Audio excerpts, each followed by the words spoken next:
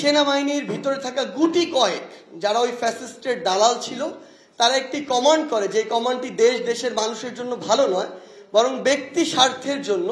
ওই কমান্ডটি যখন তারা মানেনি, তখন দেখা গিয়েছে বাংলাদেশ সেনাবাহিনীর পক্ষ থেকে যখন তাদের বিরুদ্ধে কোনো প্রমাণ পায়নি, ওই জাহাঙ্গীর কবির নানকরা কিংবা ওবায়দুল কাদেররা প্রধানমন্ত্রীর কার্যালয় থেকে বিভিন্ন ব্যবস্থা গ্রহণ করে তাদেরকে চাকরিচ্যুত করেছে। এই যে আওয়ামী একটি বাহিনী তৈরি করার যে অপচেষ্টা, এই অপচেষ্টা যেমন ওই আওয়ামী সন্ত্রাসীরা কেউ করেছে, আবার বাংলাদেশ সেনাবাহিনী থেকে শুরু করে সশস্ত্র বাহিনীর কতিপয় কিছু আওয়ামী দোসর এই কাজগুলোতে প্রত্যক্ষ এবং পরোক্ষভাবে সহযোগিতা করেছে। এখন প্রশ্ন হচ্ছে, আমরা আপনাদের হয়ে অন্তর্বর্তীকালীন সরকারকে আমাদের জায়গা থেকে বৈষম্য বিরোধী ছাত্র আন্দোলন এই প্ল্যাটফর্মের জায়গা থেকে স্পষ্ট করে একটি কথা বলতে চাই।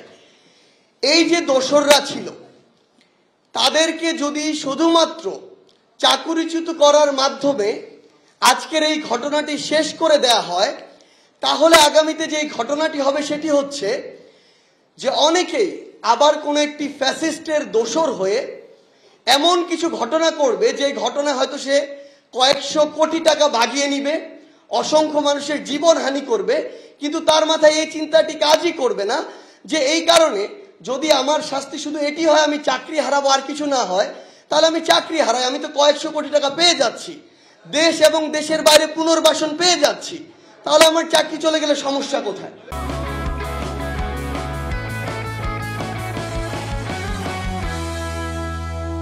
সেই জায়গা থেকে আমরা আমাদের জায়গা থেকে স্পষ্ট করে অন্তর্বর্তীকালীন সরকারকে একটি কথা বলি। আপনারা আজকে অন্তর্বর্তীকালীন সরকারের প্রধান উপদেষ্টা কিংবা উপদেষ্টা হয়েছেন হাজার হাজার জীবনের রক্তের উপরে। আমার অর্ধ লক্ষ ভাই বোন রক্ত দিয়েছে, হাসপাতাল এখনো কাতরাচ্ছে, রক্তের দাগ এখনো শুকায় নাই, ওই যে সেলাইগুলো সেগুলো এখনো শুকায় নাই। আপনারা যদি এখন ওই গুরুত্বপূর্ণ জায়গাগুলোতে বসে এই সুশীলতা দেখান, সেটা দেখতে আমরা প্রস্তুত নই।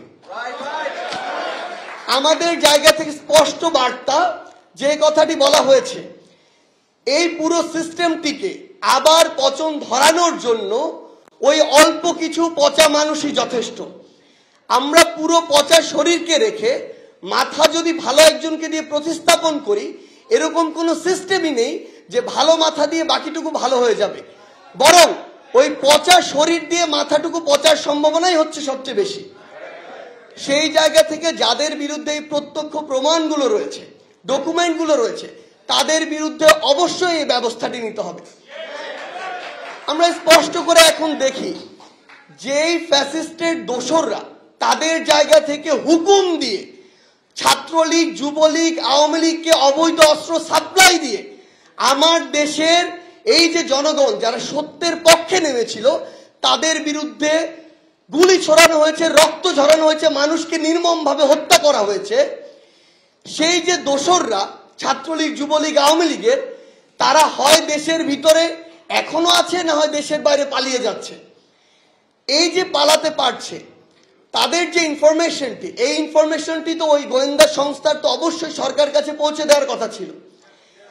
এগুলো দুটি জিনিস হতে পারে, হয় তারা পৌঁছে দিচ্ছে না, তার মানে অবশ্যই তারা এখন ওই দোসরদের যে রক্ত তার ধমনীতে প্রবাহিত হচ্ছে, তাহলে তাদেরকে ছাঁটাই করতে হবে, ব্যবস্থা নিতে হবে। আদারওয়াইজ আরেকটা সিনারিও হতে পারে যে তারা পৌঁছে দিচ্ছে, আপনারা কাজ করতে পারছেন না, তাহলে আপনারা ওইটার জন্য অযোগ্য, আপনারা দায়িত্ব ছেড়ে দেন। আমরা আজকে অনেকে বলছি যে এই আওয়ামী লীগের অনেক এমপি মন্ত্রী, তাদের মধ্যেও তো অনেক ভালো ছিল। স্পষ্ট একটি কথা হচ্ছে, এই আওয়ামী লীগের যে এমপি মন্ত্রীরা, এমপি মন্ত্রী হওয়ার পরে তাকে আপনি ভালো খারাপ দিয়ে জাজ করছেন, কিন্তু সে ওই এমপি হয়ে সংসদে গিয়ে 16 বছর যে ফ্যাসিস্ট আওয়ামী লীগের সংসদকে পরিচালিত করেছে, সেই কথা কেন আপনি বলছেন না?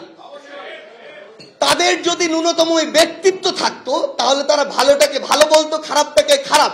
অন্তত ওই খারাপের সাথে যুক্ত হয়ে ওই সংসদে গিয়ে এমপির আসনটিকে দুষ্কৃতিকারীদের মতো ওইভাবে অলঙ্কৃত করতো না।